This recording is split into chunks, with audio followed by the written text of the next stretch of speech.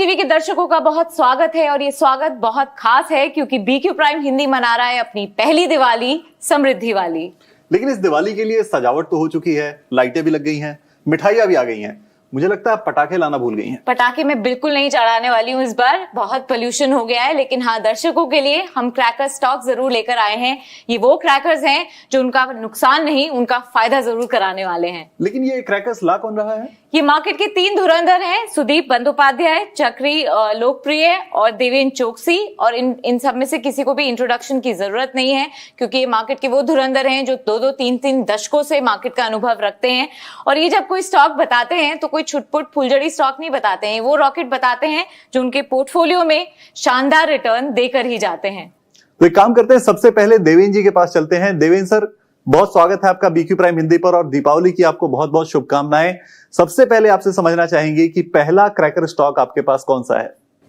तो सबसे पहले तो आप सबको दिवाली की खूब खूब शुभकामनाएं और दर्शक मित्रों को भी खूब दिवाली की शुभकामनाएं। उम्मीद करता हूं, भगवान से प्रार्थना करता हूं कि अगली दिवाली आपकी बहुत अच्छी रहे, ये दिवाली की शुरुआत से। मैं हर टाइम कोई अच्छी कंपनीज को पसंद करता हूँ इन्वेस्टमेंट के लिए, उसके अंदर एक थोड़ा समय देता हूँ, लंबे समय का। आई थिंक एक बहुत इंपॉर्टेंट कंपनी जिसके अंदर हमें एक अवकाश दिख रहा है, इसके अंदर एक अपॉर्चुनिटी दिख रही है, वो जियो फाइनेंशियल सर्विसेज के अंदर दिख रही है। ये कंपनी 4 वर्टिकल के साथ में शुरू कर रही है अपने कारोबार। NBFC vertical, asset management vertical, insurance vertical और वेल्थ प्रोडक्ट डिस्ट्रीब्यूशन वर्टिकल। जो एनबीएफसी कंपनी को चलाने के लिए सबसे बड़ी रॉ मटेरियल की जरूरत है पैसा। This company starts with 1,40,000 crore worth of the asset base AUM, and I think which is third only after HDFC, SBI, and I think the third company would be the much higher above Axis and ICICI. And दूसरी तरफ उनके पास systematically customer segment है कि Reliance retail का जो कारोबार है उसके अंदर B2B कस्टमर यानी कि किराना स्टोर्स के जो कस्टमर है, that become the first B2B customer segment. And B2C customer segment जो रिलायंस रिटेल के 18,000 प्लस स्टोर्स है उसके अंदर जो फुटफॉल आता है, they become I think the target for this B2C customer segment using the digital platform. तो एक टोटल एड्रेसेबल मार्केट करीबन 50 लाख करोड़ के आसपास हम देखने जा रहे हैं। ये कंपनी टैप कर सकती है इवेंचुअली अगले समय के अंदर। तो may be this is a beginning period, तो उसके अंदर आपको इन्वेस्टमेंट का एक अच्छा अपॉर्चुनिटी मिलता है because you are entering at a time when I think the company is yet to start the business in a systematic manner. So this is one vertical which looks extremely promising. The insurance vertical the micro insurance is likely to be the order of the day. Different products are expected to come in through the micro insurance. इसके हिसाब से penetration भी बढ़ेगा और at the same time I think micro insurances are generally very profitable. So that can also probably I think work in favor of the company. तीसरा जो कारोबार जो एसेट मैनेजमेंट का कारोबार ब्लैकलॉक के साथ में उन्होंने टाइप किया है, that again is getting started with 1,500 crore worth of capitalization, which means that I think they are likely to penetrate the hinterland in a systematic manner with a larger amount of asset base that they will create. Again, I think advantage उनको ये है कि money control के जो subscribers है वो customers I think उनके पास ready रहेंगे to do the cross selling and upselling. And the fourth vertical of course is a wealth product distribution vertical, जहाँ पे म्यूचुअल फंड है, इंश्योरेंसेस है और थर्ड पार्टी प्रोडक्ट्स है, वो बेचने के लिए आई थिंक आपके पास डिजिटल फिनटेक प्लेटफॉर्म है, उसके साथ में आप उसको आगे बढ़ाते हो। तो certainly this company can possibly cross number of milestones going forward in next 3 to 5 years, and that is where probably I like this company unfolding into a bigger story to buy into the portfolio now. Okay, तो एक काम करते हैं, Sudeep sir के पास चलते हैं। Sudeep sir, आपको दीपावली की बहुत बहुत शुभकामनाएं। जी, आपको भी और आपके सारे दर्शकों को हमारी तरफ से शुभ दीपावली की शुभकामनाएं और अगले संवत के लिए बहुत बहुत मुबारकबाद देता हूं। बिल्कुल सर। सर, इस संवत की बात पहले करते हैं एक बार कि ये जो पिछला साल रहा, पिछली दिवाली तक का जो समय रहा, उसका एक स्नैपशॉट आपसे जानना चाहेंगे कि मार्केट को आपने कैसे देखा पिछले इस 1 साल में और अगला 1 साल आपको मार्केट कैसे दिख रहा है। ये सबसे पहले आपका मार्केट आउटलुक समझना चाहेंगे। देखिए, सबसे बड़ी बात तो मैं ये कहूंगा पिछले संवत में जो देखने को मिला है और जो कि एक अलग ही ट्रेंड एस्टैब्लिश हुआ है कि इंडियन डोमेस्टिक इन्वेस्टर्स का जो रेजिलियंस वो देखने को मिला है। ये बहुत बड़ी बात है, क्योंकि जैसे नियति जी कह रहे थे, बहुत दशकों से हम मार्केट में हैं, और पहले जब विदेशी निवेशक जम के बेचते थे तो इंडियन मार्केट बिल्कुल गिर जाता था, और इंडियन मार्केट में ऐसा स्थिति आ जाती थी कि मतलब कोई रोकने वाला नहीं होता था। LIC वगैरह थोड़ा बहुत खरीदारी करते थे। पर अब देखिए, ऐसा स्थिति आपने ध्यान दिया, जरूर नोटिस किया होगा कि FIIs जम के बिकवाली कर रहे हैं। पिछले 3-4 महीनों से जबरदस्त बिकवाली आ रही है, और इसके बावजूद इंडियन मार्केट में एक पॉजिटिव मोमेंटम बरकरार है। हर निचले लेवल पे खरीदारी आ रही है, और यही मैं मानूंगा सबसे अहम ट्रेंड जो हम लोगों को दिख रहा है। ये सबसे अहम ट्रेंड यही है, और इसका कारण क्या है ये मैं आपको संक्षेप में बताना चाहूंगा। देखिए, पहले एक जमाने में जो SIP होता था रिटेल इन्वेस्टर्स का, वो बहुत छोटा अमाउंट होता था, और अब अगर आप ध्यान देंगे तो महीने का, हर महीने इंक्रीमेंटल $2 बिलियन के आसपास फ्रेश मनी SIP के जरिए आ रहा है म्यूचुअल फंड्स के पास। तो ऑब्वियसली ये आंकड़े जब आप देखेंगे तो ये साफ होता है कि इसका बहुत बहुत बड़ा रोल है इंडियन कैपिटल मार्केट को एक लेवल के ऊपर सस्टेन करने का, और हम लोगों को लगता है कि ये ट्रेंड बरकरार रहेगा। वैसे इंडियन मैक्रो माइक्रो वो सारे फैक्टर्स तो है ही। मैक्रो फैक्टर्स शायद आज के दिन में दुनिया में सबसे बेहतर है। माइक्रो जो कॉर्पोरेट रिजल्ट्स आपने देखे होंगे पिछले दिनों में आए हैं, सेकेंड क्वार्टर के ग्लोबल जो जो जो जियोपॉलिटिकल इश्यूज है, वोलेटिलिटी है, इसके बावजूद by and large corporate results अच्छे आए हैं, बहुत ही अच्छे आए हैं मैं ये कहूंगा। तो ये सब पॉजिटिव ट्रेंड्स तो है ही। उसके ऊपर जबरदस्त डोमेस्टिक रिटेल इन्वेस्टर्स का जो लगत आ रही है मार्केट में, उसका एक बहुत बड़ा रोल आने वाले दिनों में भी रहेगा इंडियन मार्केट को सस्टेन करने का और ऊपर ले जाने का। आपके मुंह में घी शक्कर सुदीप जी। चलिए, जैसा कि हमने प्रॉमिस किया था कि हम ट्रैकर स्टॉक्स लेके आएंगे, तो सबसे पहले दर्शकों का और ज्यादा इंतजार ना कराते हुए आपके पिटारे में सबसे पहले कौन सा क्रैकर है, क्या फोड़ने वाले हैं, आप बताइए हमें। देखिए, कंस्ट्रक्शन, इंफ्रास्ट्रक्चर, रियल एस्टेट, ये ऐसे सेक्टर्स हैं जहां पे बहुत जबरदस्त टेलविंड, और इस सेक्टर के बहुत सारे कंपनीज ऐसे हैं जो कि अच्छा प्रदर्शन कर रहे हैं, और हम लोगों का भरोसा है कि आने वाले दिनों में भी बहुत अच्छा प्रदर्शन इनके तरफ से रहेगा। इसी सेक्टर से जुड़ा हुआ एक कंपनी जो कि इतना लाइमलाइट में नहीं है शायद, पर वेल्सपन ग्रुप का जो जो जो जो दिग्गज कंपनी है, वेल्सपन कॉर्पोरेशन, इसी का मैं जिक्र करना चाहूंगा। लाइन पाइप सेगमेंट में इंडिया में टॉप 3 में है, यूएस में करीबन 23% मार्केट शेयर है, और सऊदी अरेबिया में लीडर है।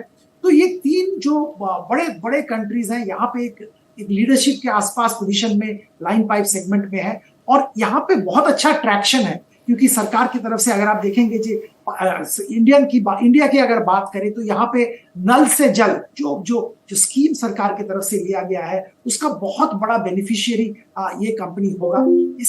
इसके अलावा जो गैस, लिक्विड गैस जो डिस्ट्रीब्यूशन की बात हो रही है, जो हर जगह पे गैस डिस्ट्रीब्यूशन बढ़ाने की बात हो रही है, उसका फायदा भी इसको मिलेगा।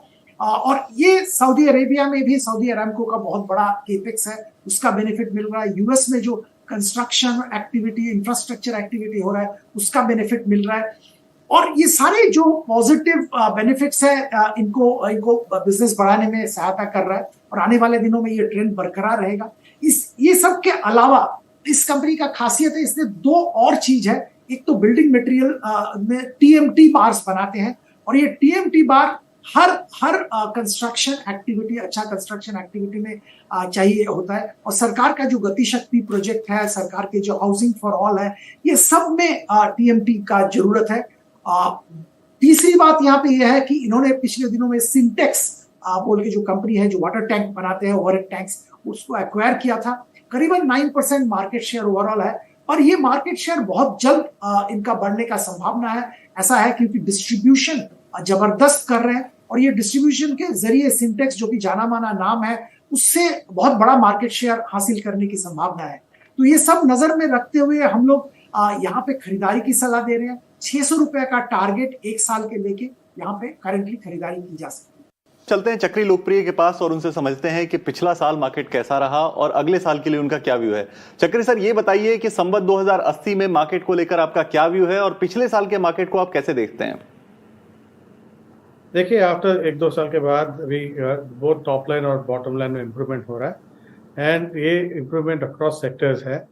So because of that, सारे सेक्टर्स के बेनिफिट होंगे एंड मार्केट का अपसाइड यहाँ से the valuations are still very attractive. So I think in a year from now the market will be much higher.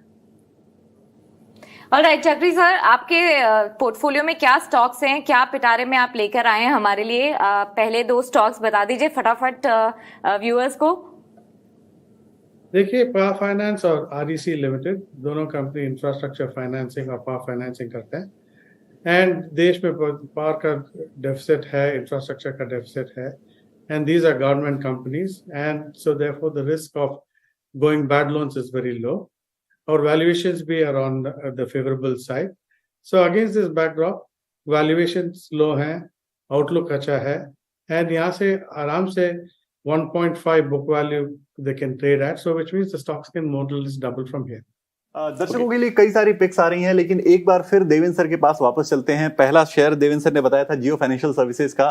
Sir आपके पास दर्शकों के लिए इस वक्त अगले जो 2 क्रैकर्स हैं वो कौन से हैं, जो अगले 2 शेयर्स हैं वो कौन से हैं?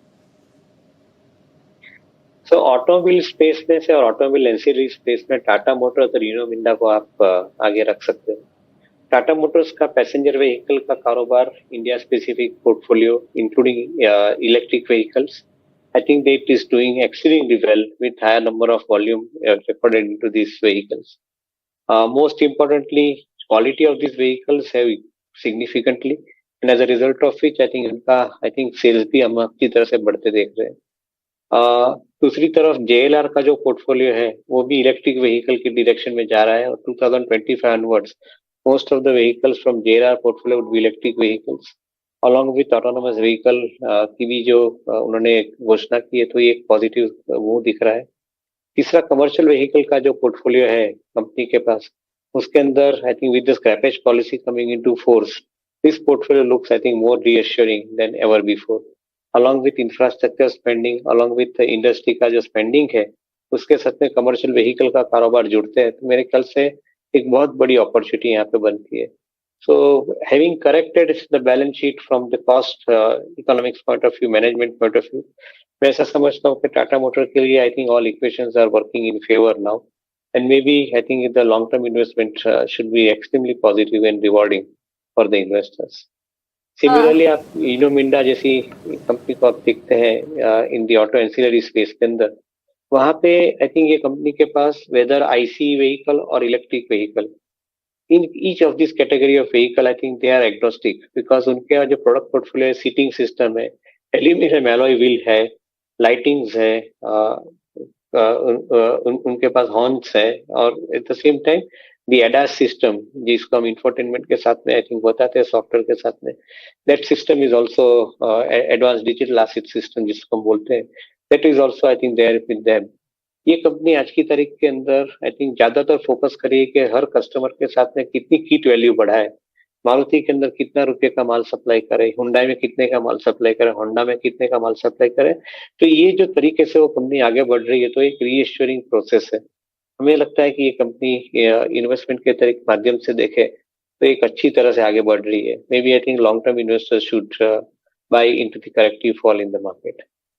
हमारे साथ अभी भी सुदीप सर बने हुए हैं, सुदीप सर के पास वापस चलते हैं। सुदीप सर, आपने पहला शेयर वेल्सपन कॉर्प बताया था, दूसरा जो क्रैकर है वो आपके पिटारे में क्या है जो आप दर्शकों के लिए लेकर आए हैं?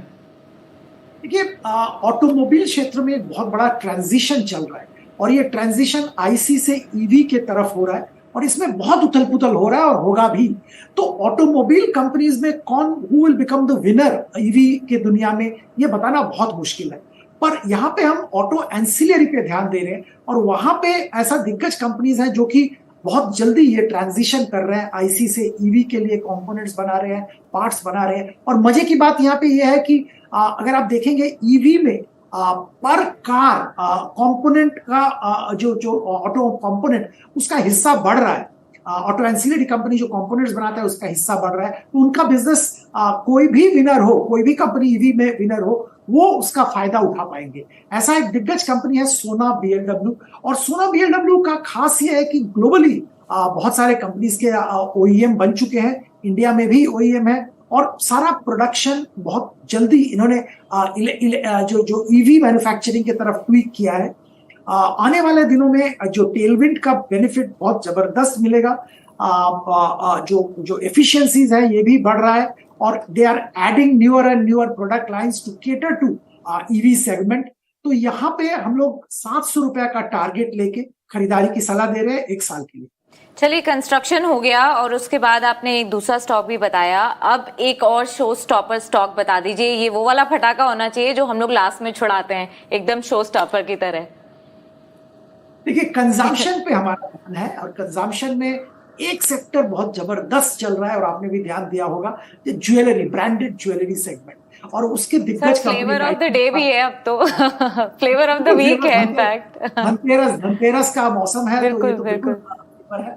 और यहाँ पे टाइटन तो बहुत बड़ा कंपनी है, दिग्गज कंपनी है। मैं टाइटन का जिक्र नहीं कर रहा हूं, मैं कर रहा हूं कल्याण ज्वेलरी का जिक्र। देखिए, खास बात यह है कि इन्होंने बहुत जल्दी पैन इंडिया एक्सपेंशन किया है और ये एक्सपेंशन भी ज्यादातर पहले साउथ सेंट्रिक थे जहां पे मार्जिन कम है। अभी इन्होंने नॉर्थ में बहुत अच्छा एक्सपेंशन कर लिया जहां पे मार्जिन ज्यादा है और ये बहुत फायदेमंद होगा इस कंपनी के लिए। दूसरी बात यह है कि इन्होंने एक बहुत कॉस्ट इफेक्टिव फ्रेंचाइजी मॉडल के थ्रू एक्सपेंशन कर रहे हैं। नॉर्थ इंडिया में, बाकी जगह में भी फ्रेंचाइजी मॉडल के जरिए एक्सपैंड कर रहे हैं, जो कि कैपिटल लाइट होता है और रिटर्न ऑन इक्विटी बढ़ता है। और उसी मॉडल के जरिए वेस्ट एशिया में भी एक्सपेंशन कर रहा है कैलिब्रेटेड वे में, और ये इसको मार्जिन और रिटर्न ऑन कैपिटल बढ़ाने में सहायता करेगा। और इनका जो रेंज है वो भी बहुत डाइवर्सिफाइड है, catering to multiple segments. Overall यहाँ पे हम लोग निवेशक को खरीदारी की सलाह दे रहे हैं 400 रुपए तक का टारगेट लेके 1 साल के। एक बार और वापस चलते हैं चक्री सर के पास। चक्री सर, अगले आपने पिछले जो शेयर बताए 2 वो इंफ्रा से जुड़े हुए थे, अगले 2 शेयर क्या दोबारा इंफ्रा से आने वाले हैं? क्या है अगले 2 शेयर आपके? देखिए, अगर इंफ्रास्ट्रक्चर का पुश है तो सीमेंट का बहुत जरूरत है। So which means companies like UltraTech, जो नेशनल प्लेयर्स हैं, their demand across the country, so they will benefit.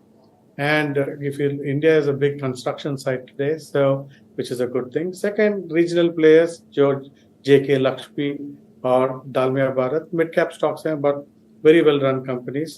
Again, volume growth was very strong. The raw material costs are coming down. Pricing power तो नहीं है, but that will come back slowly as the volumes pick up. So these stocks, again, very well positioned for the next year or two. I am sure कि आप जो targets लेके चल रहे हैं वो जरूर हिट होंगे। चक्र जी, एक लास्ट शो स्टॉपर स्टॉक बताइए। जैसा कि हम फुलझड़ी उलझड़ी छुड़ाने के बाद एकदम लास्ट में बम धमाका करते हैं, एक वो वाला एक धमाका वाला एक स्टॉक जरूर बता दीजिए अब हमारे दर्शकों को। देखिए, if you look at railways in the new avatar, basically there is a lot of changes. खाली it's not just the Indian railways. Metro का काम चल रहा है, export demand is very strong for these companies. So revenue visibility though is there for the next many years. So against this, though, which means when revenues are strong, the buyer is the government. In that case, the NPAs will be low.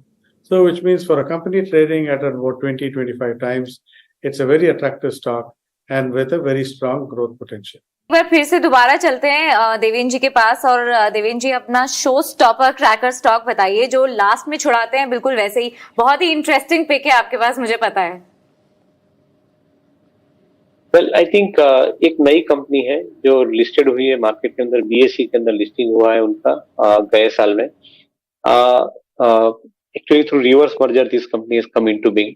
The name of the company is Praveg, PRAVEG। ये company hospitality segment के अंदर है। उनका जो कारोबार है वो leisure travel के साथ में जुड़ा हुआ है, स्पिरिचुअल टूरिज्म के साथ में जुड़ा हुआ है, और वो इको फ्रेंडली लग्जरियस टेंट जिसको हम बताते हैं उसके अंदर वो कारोबार उनका है। At the same time event management का कारोबार उनके साथ में जुड़ा हुआ है। जो वाइब्रेंट गुजरात की इवेंट के साथ में उनका एक शुरुआत हुआ था इवेंट मैनेजमेंट का कारोबार, वो कारोबार आज की तारीख में अलग अलग तरीके से जो नई नई इवेंट बनती है उसके अंदर भी वो कंपनी टेम्पररी स्ट्रक्चर क्रिएट करके आई थिंक उनको एक सर्विस प्रोवाइड करती है। बट जो मोस्ट इंटरेस्टिंग कारोबार ये है कि वो एक टेंट सिटी का आपने एक एक्सपीरियंस किया है रन ऑफ कच्छ के अंदर गुजरात में, या धोलावीरा के अंदर अभी जो नई वर्ल्ड हेरिटेज साइट हुई है वहां पे उन्होंने एक टेंट सिटी का कारोबार चालू किया है। स्टेच्यू ऑफ यूनिटी के अंदर टेंट सिटीज है, वाराणसी में है, अभी अयोध्या राम मंदिर के बाजू में नई टेंट सिटी बनने जा रही है। I think they are basically moving with a target of around 12 new locations in the current year, and अगले साल के अंदर additional 12 to 13 new locations might come. तो करीबन 2 साल के अंदर 25 लोकेशन के अंदर they will be setting up the tent cities and the new hotel facilities. इसके अंदर I think they have the luxurious tents, इसका रेवेन्यू भी आप अच्छी तरह से काउंट कर सकते हो। They actually I think on more average room rate per day per night, I think, compared to the 5-star hotels. And I think they provide exceedingly good investment, exceedingly good experience to the consumers, the customers. मेरा ऐसा मानना है कि I think करीबन less than 1500 crore का market cap है, तो छोटी कंपनी है, बट ये जो हिसाब से कंपनी आगे बढ़ रही है वो हिसाब से लगता है कि इसके अंदर एक अपॉर्चुनिटी बड़ी मिलनी चाहिए इन्वेस्टर को। Maybe I think recent times के अंदर स्टॉक के दाम बढ़ चुके हैं, थोड़े करेक्शन के साथ में आते हैं, तो I think it is a good investment opportunity from investors point of view. छोटा है लेकिन पटाखा हो सकता है। देवेंद्र जी, सुदीप जी और चक्री जी, आप तीनों का बहुत शुक्रिया, आपने हमें समय दिया, अपनी इतनी बेहतरीन पिक्स बताई। सभी दर्शकों को BQ प्राइम हिंदी की तरफ से बहुत बहुत शुभकामनाएं दिवाली की। Wish you all a very happy Diwali.